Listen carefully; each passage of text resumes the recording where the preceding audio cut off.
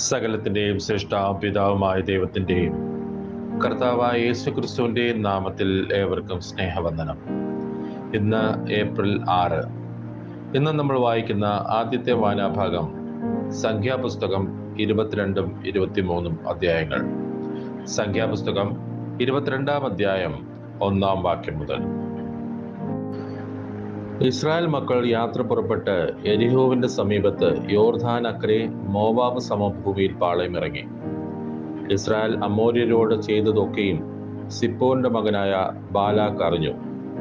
ജനം വളരെ ആയിരുന്നതുകൊണ്ട് മോവാബ് ഏറ്റവും ഭയപ്പെട്ടു. ഇസ്രായേൽ മക്കളെക്കുറിച്ച് മോവാബ് പരിഭ്രമിച്ചു.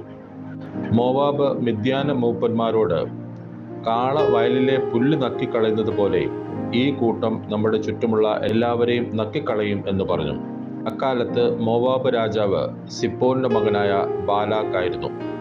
അവൻ ബെയോരിന്റെ മകനായ ബിലയാമിനെ വിളിപ്പാൻ അവന്റെ സ്വജാതിക്കാരുടെ ദേശത്ത് നദീതീരത്തുള്ള പെദോരിലേക്ക് ദൂതന്മാരെ അയച്ചു.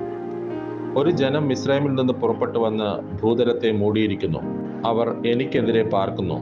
നീ വന്ന് എനിക്ക് വേണ്ടി ഈ ജനത്തെ ശപിക്കണമേ. അവർ എന്നേക്കാൾ ഏറ്റവും ബലവാന്മാർ ആയിരിക്കൊണ്ട് ഒരുപക്ഷെ അവരെ തോൽപ്പിച്ച് ദേശത്ത് നിന്ന് ഓടിച്ചു കളവാൻ എനിക്ക് കഴിവുണ്ടാകുമായിരിക്കും.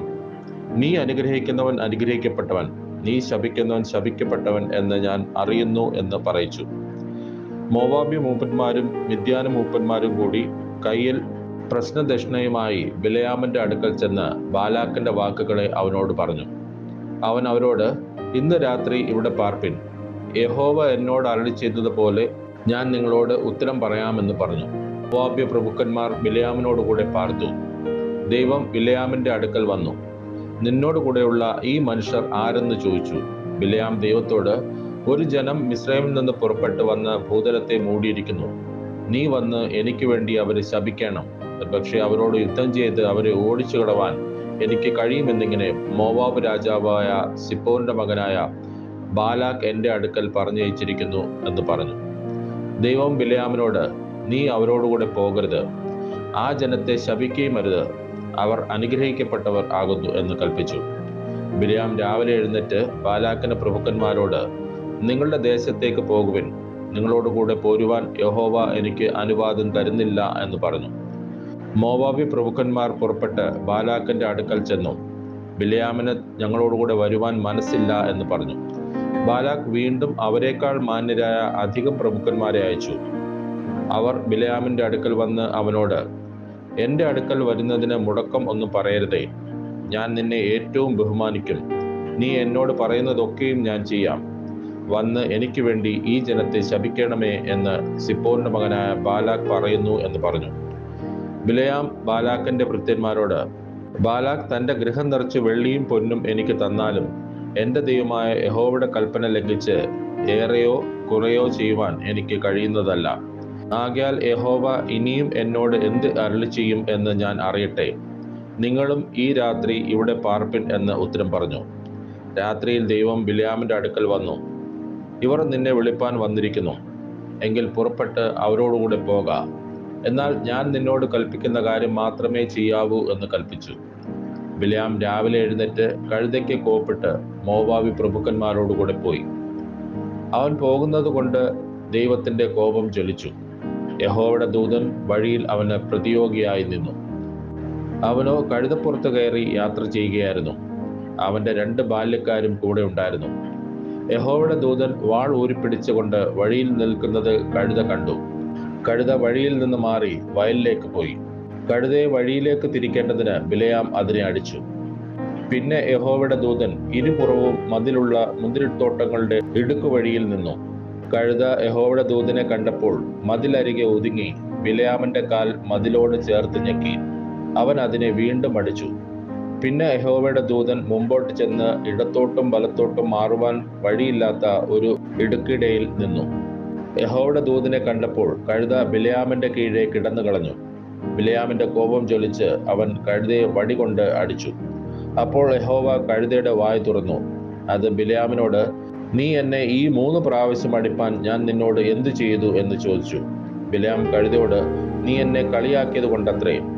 എൻ്റെ കയ്യിൽ ഒരു വാൾ ഉണ്ടായിരുന്നെങ്കിൽ ഞാൻ ഇപ്പോൾ തന്നെ നിന്നെ കൊന്നുകളയുമായിരുന്നു എന്ന് പറഞ്ഞു. കഴുത ബിലെയാമിനോട്, ഞാൻ നിന്റെ കഴുതയല്ലയോ? ഇക്കാലമൊക്കെയും എൻ്റെ പുറത്തല്ലയോ നീ കയറി നടന്നത്? ഞാൻ എപ്പോഴെങ്കിലും ഇങ്ങനെ നിന്നോട് കാണിച്ചിട്ടുണ്ടോ എന്ന് ചോദിച്ചു. ഇല്ല എന്ന് അവൻ പറഞ്ഞു. അപ്പോൾ യഹോവ ബിലെയാമിൻ്റെ കണ്ണ് തുറന്നു. യഹോവയുടെ ദൂതൻ വാളൂരിപ്പിടിച്ചുകൊണ്ട് നിൽക്കുന്നത് അവൻ കണ്ടു സാഷ്ടാംഗം വീണ് നമസ്കരിച്ചു. യഹോവയുടെ ദൂതൻ അവനോട്, ഈ 3 പ്രാവശ്യം നീ കഴുതയെ അടിച്ചത് എന്ത്? ഇതാ ഞാൻ നിനക്ക് പ്രതിയോഗിയായി പുറപ്പെട്ടിരിക്കുന്നു. നിന്റെ വഴി നാശകരമെന്ന് ഞാൻ കാണുന്നു. കഴുത എന്നെ കണ്ട് ഈ 3 പ്രാവശ്യം എൻ്റെ മുമ്പിൽ നിന്ന് മാറിപ്പോയി. അത് മാറിപ്പോയിരുന്നില്ലെങ്കിൽ ഞാൻ ഇപ്പോൾ തന്നെ നിന്നെ കൊന്നുകളയുകയും അതിനെ ജീവനോടെ രക്ഷിക്കുകയും ചെയ്യുമായിരുന്നു എന്ന് പറഞ്ഞു. ബിലെയാം യഹോവയുടെ ദൂതനോട്, ഞാൻ പാപം ചെയ്തിരിക്കുന്നു. നീ എനിക്ക് എതിരായി വഴിയിൽ നിന്നിരുന്നു എന്ന് ഞാൻ അറിഞ്ഞില്ല. ഇത് നിനക്ക് അനിഷ്ടമെന്ന് വരികിൽ ഞാൻ മടങ്ങിപ്പൊയ്ക്കൊള്ളാമെന്ന് പറഞ്ഞു. യഹോവയുടെ ദൂതൻ ബിലെയാമിനോട്, ഇവരോടുകൂടെ പോക, എങ്കിലും ഞാൻ നിന്നോട് കൽപ്പിക്കുന്ന വചനം മാത്രമേ പറയാവൂ എന്ന് പറഞ്ഞു. ബിലെയാം ബാലാക്കിന്റെ പ്രഭുക്കന്മാരോടുകൂടെ പോവുകയും ചെയ്തു. ബിലെയാം വരുന്നു എന്ന് ബാലാക്ക് കേട്ടപ്പോൾ അർന്നോൻ തീരത്ത് ദേശത്തിന്റെ അതിരിലുള്ള ഈർ മോവാബ് വരെ അവനെ എതിരേറ്റ് ചെന്നു. ബാലാക്ക് ബിലെയാമിനോട്, ഞാൻ നിന്നെ വിളിപ്പാൻ ആളയച്ചില്ലയോ? നീ വരാതിരിക്കുന്നത് എന്ത്? നിന്നെ ബഹുമാനിപ്പാൻ എനിക്ക് കഴിയുകയില്ലയോ എന്ന് പറഞ്ഞതിന് ബിലെയാം ബാലാക്കിനോട്, ഞാൻ വന്നിരിക്കുന്നുവല്ലോ, എന്നാൽ എന്തെങ്കിലും പറവാൻ എനിക്ക് കഴിയുമോ? ദൈവം എൻ്റെ നാവിന്മേൽ ആക്കിത്തരുന്ന വചനമേ ഞാൻ പ്രസ്താവിക്കുകയുള്ളൂ എന്ന് പറഞ്ഞു. അങ്ങനെ ബിലെയാം ബാലാക്കിനോടുകൂടെ പോയി. അവർ കിര്യത്ത് ഹൂസോത്തിലെത്തി. ബാലാക്ക് കാളകളെയും ആടുകളെയും അറുത്ത് ബിലെയാമിനും അവനോടുകൂടെയുള്ള പ്രഭുക്കന്മാർക്കും കൊടുത്തയച്ചു. പിറ്റേന്നാൾ ബാലാക്ക് ബിലെയാമിനെ ബാമോത്ത് ബാലിലേക്ക് കൂട്ടിക്കൊണ്ടുപോയി. അവിടെ നിന്ന് അവൻ ജനത്തിന്റെ ഒരു അറ്റം കണ്ടു. സംഖ്യാപുസ്തകം 23-ാം അധ്യായം 1-ാം വാക്യം മുതൽ. അനന്തരം ബിലെയാം ബാലാക്കിനോട്, ഇവിടെ എനിക്ക് 7 യാഗപീഠം പണിത് 7 കാളയെയും 7 ആട്ടുകൊറ്റനെയും ഒരുക്കി നിർത്തുക എന്ന് പറഞ്ഞു. ബിലെയാം പറഞ്ഞതുപോലെ ബാലാക്ക് ചെയ്തു. ബാലാക്കും ബിലെയാമും ഓരോ പീഠത്തിന്മേലും 1 കാളയെയും 1 ആട്ടുകൊറ്റനെയും യാഗം കഴിച്ചു. പിന്നെ ബിലെയാം ബാലാക്കിനോട്, നിന്റെ ഹോമയാഗത്തിന്റെ അടുക്കൽ നിൽക്കാം, ഞാൻ അങ്ങോട്ട് ചെല്ലട്ടെ, ഒരുപക്ഷെ യഹോവ എനിക്ക് പ്രത്യക്ഷനാകും. അവൻ എന്നെ ദർശിപ്പിക്കുന്നത് ഞാൻ നിന്നോട് അറിയിക്കും എന്ന് പറഞ്ഞ് കുന്നിന്മേൽ കയറി. ദൈവം ബിലെയാമിന് പ്രത്യക്ഷനായി. ബിലെയാം അവനോട്, ഞാൻ 7 പീഠം ഒരുക്കി ഓരോ പീഠത്തിന്മേൽ ഓരോ കാളയും 1 ആട്ടുകൊറ്റനെയും യാഗം കഴിച്ചിരിക്കുന്നു എന്ന് പറഞ്ഞു. എന്നാറെ യഹോവ ഒരു വചനം ബിലെയാമിന്റെ നാവിന്മേൽ ആക്കിക്കൊടുത്തു. നീ ബാലാക്കിന്റെ അടുക്കൽ മടങ്ങിച്ചെന്ന് ഇപ്രകാരം പറയണം എന്ന് കൽപ്പിച്ചു. അവനും മോവാബി പ്രഭുക്കന്മാർ എല്ലാവരും ഹോമയാഗത്തിന്റെ അടുക്കൽ നിന്നിരുന്നു. അപ്പോൾ അവൻ സുഭാഷിതം ചൊല്ലിത്തുടങ്ങിയത്, ബാലാക്ക് എന്നെ അരാമിൽ നിന്നും മോവാബ് രാജാവ് പൂർവ്വ പർവ്വതങ്ങളിൽ നിന്നും വരുത്തി, ചെന്ന് യാക്കോബിനെ ശപിക്ക, ചെന്ന് ഇസ്രായേലിനെ പ്രാകുക എന്ന് പറഞ്ഞു. ദൈവം ശപിക്കാത്തവനെ ഞാൻ എങ്ങനെ ശപിക്കും? യഹോവ പ്രാകാത്തവനെ ഞാൻ എങ്ങനെ പ്രാകും? ശിലാഗ്രഹങ്ങളിൽ നിന്ന് ഞാൻ അവനെ കാണുന്നു, ഗിരികളിൽ നിന്ന് ഞാൻ അവനെ ദർശിക്കുന്നു. ഇതാ തനിച്ച് പാർക്കുന്നൊരു ജനം, ജാതികളുടെ കൂട്ടത്തിൽ എണ്ണപ്പെടുന്നതുമില്ല. യാക്കോബിന്റെ ധൂളിയെ ആർക്കെണ്ണാം? ഇസ്രായേലിന്റെ കാലാംശത്തെ ആർക്ക് ഗണിക്കാം? ഭക്തന്മാർ മരിക്കും പോലെ ഞാൻ മരിക്കട്ടെ, എൻ്റെ അവസാനം അവൻ്റേതുപോലെ ആകട്ടെ. ബാലാക്ക് ബിലെയാമിനോട്, നീ എന്നോട് ഈ ചെയ്തത് എന്ത്? എൻ്റെ ശത്രുക്കളെ ശപിപ്പാനല്ലോ ഞാൻ നിന്നെ വരുത്തിയത്. നീയോ അവരെ അനുഗ്രഹിക്കത്രേ ചെയ്തിരിക്കുന്നു എന്ന് പറഞ്ഞു. അതിനവൻ, യഹോവ എൻ്റെ നാവിന്മേൽ തന്നത് പറവാൻ ഞാൻ ശ്രദ്ധിക്കണ്ടായോ എന്ന് ഉത്തരം പറഞ്ഞു.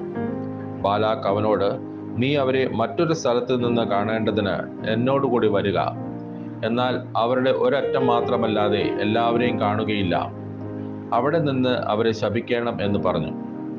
ഇങ്ങനെ അവൻ പിസ്ഗ കൊടുമുടിയിൽ സോഫീം എന്ന മുകൾ പരപ്പിലേക്ക് അവനെ കൊണ്ടുപോയി 7 യാഗപീഠം പണിത് ഓരോ പീഠത്തിന്മേലും 1 കാളയെയും 1 ആട്ടുകൊറ്റനെയും യാഗം കഴിച്ചു.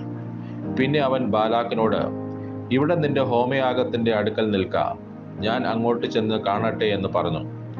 യഹോവ ബിലെയാമിന് പ്രത്യക്ഷനായി അവന്റെ നാവിന്മേൽ ഒരു വചനം കൊടുത്തു. ബാലാക്കിന്റെ അടുക്കൽ മടങ്ങിച്ചെന്ന് ഇപ്രകാരം പറക എന്ന് കൽപ്പിച്ചു. അവൻ അവന്റെ അടുക്കൽ വന്നപ്പോൾ അവൻ മോവാബി പ്രഭുക്കന്മാരോടുകൂടെ തന്റെ ഹോമയാഗത്തിന്റെ അടുക്കൽ നിന്നിരുന്നു. അപ്പോൾ ബാലാക്ക് അവനോട്, യഹോവ എന്ത് അരുളി ചെയ്തു എന്ന് ചോദിച്ചു. അവൻ സുഭാഷിതം ചൊല്ലിത്തുടങ്ങിയത്, ബാലാക്കെ എഴുന്നേറ്റ് കേൾക്ക, സിപ്പോന്റെ പുത്ര എനിക്ക് ചെവി തരിക. വ്യാജം പറവാൻ ദൈവം മനുഷ്യനല്ല, അനുദപിപ്പാൻ അവൻ മനുഷ്യപുത്രനുമല്ല. താൻ കൽപ്പിച്ചത് ചെയ്യാതിരിക്കുമോ? താൻ അരുളി ചെയ്തത് നിവർത്തിക്കാതിരിക്കുമോ? അനുഗ്രഹിപ്പാൻ എനിക്ക് കൽപ്പന ലഭിച്ചിരിക്കുന്നു. അവൻ അനുഗ്രഹിച്ചിരിക്കുന്നു, എനിക്കത് മറിച്ചുകൂടാ. യാക്കോബിൽ തിന്മ കാണുവാനില്ല, ഇസ്രായേലിൽ കഷ്ടത ദർശിപ്പാനുമില്ല. അവന്റെ ദൈവമായ യഹോവ അവനോടുകൂടെ ഇരിക്കുന്നു. രാജകോലാഹലം അവരുടെ മധ്യയുണ്ട്. ദൈവം അവരെ മിസ്രയീമിൽ നിന്ന് കൊണ്ടുവരുന്നു. കാട്ടുപോത്തിന് തുല്യമായ ബലം അവനുണ്ട്. ആഭിചാരം യാക്കോബിന് പറ്റുകയില്ല, ലക്ഷണവിദ്യ ഇസ്രായേലിനോട് ഫലിക്കുകയുമില്ല. ഇപ്പോൾ യാക്കോബിനെ കുറിച്ചും ഇസ്രായേലിനെ കുറിച്ചും ദൈവം എന്തെല്ലാം പ്രവർത്തിച്ചിരിക്കുന്നു എന്നേ പറയാവൂ. ഇതാ ജനം സിംഹിയെപ്പോലെ എഴുന്നേൽക്കുന്നു, ബാലസിംഹത്തെ പോലെ തെളിഞ്ഞു നിൽക്കുന്നു. അവൻ ഇര പിടിച്ച് തിന്നാതെയും നിഹതന്മാരുടെ രക്തം കുടിക്കാതെയും കിടക്കയില്ല. അപ്പോൾ ബാലാക്ക് ബിലെയാമിനോട്, അവരെ ശപിക്കുകയും വേണ്ട, അനുഗ്രഹിക്കുകയും വേണ്ട എന്ന് പറഞ്ഞു. ബിലെയാം ബാലാക്കിനോട്, യഹോവ കൽപ്പിക്കുന്നതൊക്കെയും ഞാൻ ചെയ്യും എന്ന് നിന്നോട് പറഞ്ഞില്ലയോ എന്നുത്തരം പറഞ്ഞു. ബാലാക്ക് ബിലെയാമിനോട്, വരിക, ഞാൻ നിന്നെ മറ്റൊരു സ്ഥലത്ത് കൊണ്ടുപോകും. അവിടെ നിന്ന് നീ എനിക്ക് വേണ്ടി അവരെ ശപിപ്പാൻ ദൈവത്തിന് ഒരുപക്ഷെ സമ്മതമാകും എന്ന് പറഞ്ഞു. അങ്ങനെ ബാലാക്ക് ബിലെയാമിനെ മരുഭൂമിക്ക് എതിരെയുള്ള പെയോർ മലയുടെ മുകളിൽ കൊണ്ടുപോയി. ബിലെയാം ബാലാക്കിനോട്, ഇവിടെ എനിക്ക് 7 യാഗപീഠം പണിത് 7 കാളയെയും 7 ആട്ടുകൊറ്റനെയും ഒരുക്കി നിർത്തുക എന്ന് പറഞ്ഞു. ബിലെയാം പറഞ്ഞതുപോലെ ബാലാക്ക് ചെയ്തു. ഓരോ യാഗപീഠത്തിന്മേലും 1 കാളയെയും 1 ആട്ടുകൊറ്റനെയും യാഗം കഴിച്ചു. ഇന്ന് നമ്മൾ വായിക്കുന്ന രണ്ടാമത്തെ വായനാഭാഗം സദൃശവാക്യങ്ങൾ 16-ാം അധ്യായം. സദൃശവാക്യങ്ങൾ 16-ാം അധ്യായം 1-ാം വാക്യം മുതൽ. ഹൃദയത്തിലെ നിരൂപണങ്ങൾ മനുഷ്യനുള്ളവ, നാവിന്റെ ഉത്തരമോ യഹോവയാൽ വരുന്നു. മനുഷ്യന് തന്റെ വഴികളൊക്കെയും വെടിപ്പായി തോന്നുന്നു, യഹോവയോ ആത്മാക്കളെ തൂക്കി നോക്കുന്നു. നിന്റെ പ്രവൃത്തികളെ യഹോവയ്ക്ക് സമർപ്പിക്കാം, എന്നാൽ നിന്റെ ഉദ്ദേശങ്ങൾ സാധിക്കും. യഹോവ സകലത്തെയും തന്റെ ഉദ്ദേശത്തിനായി ഉണ്ടാക്കിയിരിക്കുന്നു, അനർത്ഥ ദിവസത്തിനായി ദുഷ്ടനെയും കൂടെ. ഗർവമുള്ള ഏവനും യഹോവയ്ക്ക് വെറുപ്പ്, അവന് ശിക്ഷ വരാതിരിക്കയില്ല എന്നതിന് ഞാൻ കൈയടിക്കുന്നു. ദയയും വിശ്വസ്തതയും കൊണ്ട് അകൃത്യം പരിഹരിക്കപ്പെടുന്നു, യഹോവ ഭക്തി കൊണ്ട് മനുഷ്യർ ദോഷത്തെ വിട്ടകലുന്നു. ഒരുത്തന്റെ വഴികൾ യഹോവയ്ക്ക് ഇഷ്ടമായിരിക്കുമ്പോൾ അവൻ അവന്റെ ശത്രുക്കളെയും അവനോട് ഇണക്കുന്നു. ന്യായരഹിതമായ വലിയ വരവിനേക്കാൾ നീതിയോടെയുള്ള അല്പം നല്ലത്. മനുഷ്യന്റെ ഹൃദയം തന്റെ വഴിയെ നിരൂപിക്കുന്നു, അവന്റെ കാലടികളെയോ യഹോവ ക്രമപ്പെടുത്തുന്നു. രാജാവിന്റെ അധരങ്ങളിൽ അരുളപ്പാടുണ്ട്, ന്യായവിധിയിൽ അവന്റെ വായ് പിഴയ്ക്കുന്നതുമില്ല. ഒത്ത വെള്ളിക്കോലും ത്രാസും യഹോവയ്ക്കുള്ളവ, സഞ്ചിയിലെ പടിയൊക്കെയും അവന്റെ പ്രവൃത്തിയാകുന്നു. ദുഷ്ടത പ്രവർത്തിക്കുന്നത് രാജാക്കന്മാർക്ക് വെറുപ്പ്, നീതി കൊണ്ടല്ലോ സിംഹാസനം സ്ഥിരപ്പെടുന്നത്. നീതിയുള്ള അധരങ്ങൾ രാജാക്കന്മാർക്ക് പ്രസാദം, നേർ പറയുന്നവനെ അവർ സ്നേഹിക്കുന്നു. രാജാവിന്റെ ക്രോധം മരണദൂതന് തുല്യം, ജ്ഞാനമുള്ള മനുഷ്യനോ അതിനെ ശമിപ്പിക്കും. രാജാവിന്റെ മുഖപ്രകാശത്തിൽ ജീവനുണ്ട്, അവന്റെ പ്രസാദം പിന്മഴയ്ക്കുള്ള മേഘം പോലെയാകുന്നു. തങ്കത്തേക്കാൾ ജ്ഞാനത്തെ സമ്പാദിക്കുന്നത് എത്ര നല്ലത്, വെള്ളിയേക്കാൾ വിവേകം സമ്പാദിക്കുന്നത് എത്ര ഉത്തമം. ദോഷം അകറ്റി നടക്കുന്നത് നേരുള്ളവരുടെ പെരുവഴി, തൻ്റെ വഴി സൂക്ഷിക്കുന്നവൻ തൻ്റെ പ്രാണനെ കാത്തുകൊള്ളുന്നു. നാശത്തിന് മുമ്പേ ഗർവം, വീഴ്ചയ്ക്ക് മുമ്പേ ഉന്നതഭാവം. ഗർവികളോടുകൂടെ കവർച്ച പങ്കിടുന്നതിനേക്കാൾ താഴ്മയുള്ളവരോടുകൂടെ താഴ്മയുള്ളവനായിരിക്കുന്നത് നല്ലത്. തിരുവചനം പ്രമാണിക്കുന്നവൻ നന്മ കണ്ടെത്തും, യഹോവയിൽ ആശ്രയിക്കുന്നവൻ ഭാഗ്യവാൻ. ജ്ഞാനഹൃദയൻ വിവേകി എന്ന് വിളിക്കപ്പെടും, അധരമാധുര്യം വിദ്യയെ വർദ്ധിപ്പിക്കുന്നു. വിവേകം വിവേകിക്ക് ജീവന്റെ ഉറവാകുന്നു, ഭോഷന്മാരുടെ പ്രബോധനമോ ഭോഷത്വം തന്നെ. ജ്ഞാനിയുടെ ഹൃദയം അവന്റെ വായ് പഠിപ്പിക്കുന്നു, അവന്റെ അധരങ്ങൾക്ക് വിദ്യ വർദ്ധിപ്പിക്കുന്നു. ഇമ്പമുള്ള വാക്ക് തേൻകട്ടയാകുന്നു, മനസ്സിന് മധുരവും അസ്ഥികൾക്ക് ഔഷധവും തന്നെ. ചിലപ്പോൾ ഒരു വഴി മനുഷ്യന് ചൊവ്വായി തോന്നുന്നു, അതിന്റെ അവസാനമോ മരണവഴികളത്രേ. പണിക്കാരന്റെ വിശപ്പ് അവനെ കൊണ്ട് പണി ചെയ്യിക്കുന്നു, അവന്റെ വായ് അവനെ അതിനായി നിർബന്ധിക്കുന്നു. നിസാര മനുഷ്യൻ പാതകമെന്ന കുഴി കുഴിക്കുന്നു, അവന്റെ അധരങ്ങളിൽ കത്തുന്ന തീയുണ്ട്. വക്രതയുള്ള മനുഷ്യൻ വഴക്കുണ്ടാക്കുന്നു, ഏഷണിക്കാരൻ മിത്രങ്ങളെ ഭേദിപ്പിക്കുന്നു. സാഹസക്കാരൻ കൂട്ടുകാരനെ വശീകരിക്കുകയും കൊള്ളരുതാത്ത വഴിയിൽ നടത്തുകയും ചെയ്യുന്നു. കണ്ണടയ്ക്കുന്നവൻ വക്രത നിരൂപിക്കുന്നു, വപ്പ് കടിക്കുന്നവൻ ദോഷം നിവർത്തിക്കുന്നു. നരച്ച തല ശോഭയുള്ള കിരീടമാകുന്നു, നീതിയുടെ മാർഗത്തിൽ അതിനെ പ്രാപിക്കാം. ദീർഘക്ഷമയുള്ളവൻ യുദ്ധവീരനിലും ജിതമാനസൻ പട്ടണം പിടിക്കുന്നവനിലും ശ്രേഷ്ഠൻ. ചീട്ട് മടിയിലിടുന്നു, അതിന്റെ വിധാനമോ യഹോവയാൽ അത്രേ. ഇന്ന് നമ്മൾ വായിക്കുന്ന മൂന്നാമത്തെ വായനാഭാഗം അപ്പോസ്തലനായ പൗലോസ് എഫെസ്യർക്ക് എഴുതിയ ലേഖനം 3-4 അധ്യായങ്ങൾ. അപ്പോസ്തലനായ പൗലോസ് എഫെസ്യർക്ക് എഴുതിയ ലേഖനം 3-ാം അധ്യായം 1-ാം വാക്യം മുതൽ. അത് നിമിത്തം പൗലോസ് എന്ന ഞാൻ ജാതികളായ നിങ്ങൾക്ക് വേണ്ടി ക്രിസ്തുയേശുവിന്റെ ബദ്ധനായിരിക്കുന്നു. നിങ്ങൾക്കായി എനിക്ക് ലഭിച്ച ദൈവകൃപയുടെ വ്യവസ്ഥയെക്കുറിച്ച് ഞാൻ മീതെ ചുരുക്കത്തിൽ എഴുതിയതുപോലെ വെളിപാടിനാൽ എനിക്ക് ഒരു മർമ്മം അറിവായി വന്നു എന്ന് നിങ്ങൾ കേട്ടിട്ടുണ്ടല്ലോ. നിങ്ങൾ അത് വായിച്ചാൽ ക്രിസ്തുവിനെ സംബന്ധിച്ചുള്ള മർമ്മത്തിൽ എനിക്കുള്ള ബോധം നിങ്ങൾക്ക് ഗ്രഹിക്കാം. ആ മർമ്മം ഇപ്പോൾ അവന്റെ വിശുദ്ധ അപ്പോസ്തലന്മാർക്കും പ്രവാചകന്മാർക്കും ആത്മാവിനാൽ വെളിപ്പെട്ടതുപോലെ പൂർവകാലങ്ങളിൽ മനുഷ്യർക്ക് അറിയായി വന്നിരുന്നില്ല. അതോ ജാതികൾ സുവിശേഷത്താൽ ക്രിസ്തുയേശുവിൽ കൂട്ടവകാശികളും ഏക ശരീരസ്ഥരും വാഗ്ദത്തത്തിൽ പങ്കാളികളും ആകണം എന്നുള്ളത് തന്നെ. ആ സുവിശേഷത്തിന് ഞാൻ അവന്റെ ശക്തിയുടെ വ്യാപാരപ്രകാരം എനിക്ക് ലഭിച്ച ദൈവത്തിന്റെ കൃപാദാനത്താൽ ശുശ്രൂഷക്കാരനായി തീർന്നു.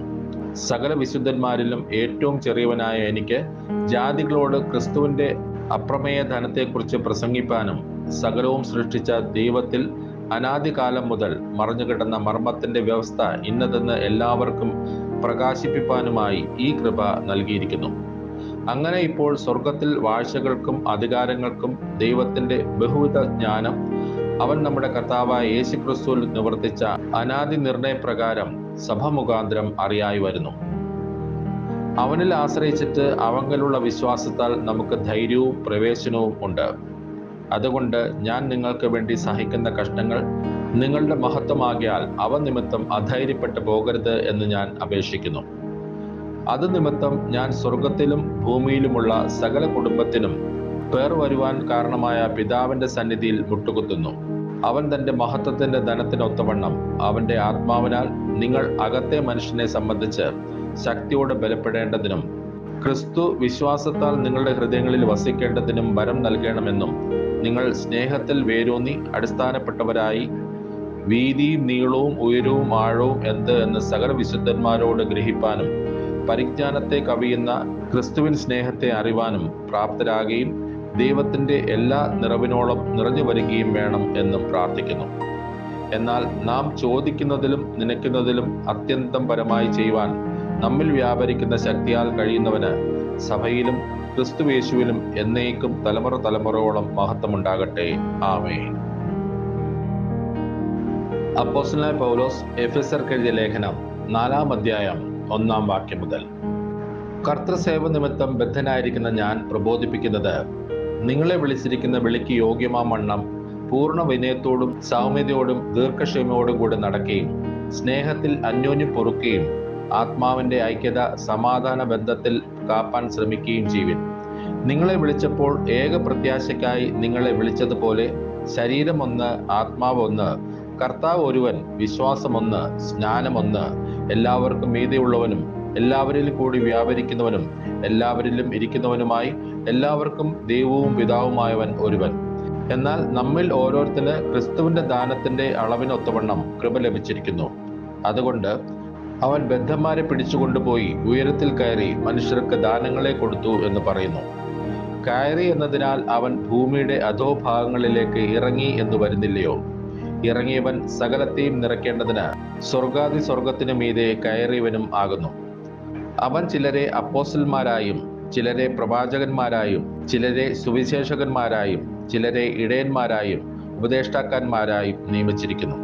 അത് നാം എല്ലാവരും വിശ്വാസത്തിലും ദൈവപുത്രനെ കുറിച്ചുള്ള പരിജ്ഞാനത്തിലുമുള്ള ഐക്യതയും തികഞ്ഞ പുരുഷത്വവും ക്രിസ്തുവിന്റെ സമ്പൂർണതയായ പ്രായത്തിന്റെ അളവും പ്രാപിക്കുവോളം വിശുദ്ധന്മാരുടെ യഥാസ്ഥാനത്വത്തിനായുള്ള ശുശ്രൂഷയുടെ വേലയ്ക്കും ക്രിസ്തുവിന്റെ ശരീരത്തിന്റെ ആത്മീക വർധനയ്ക്കുമാകുന്നു.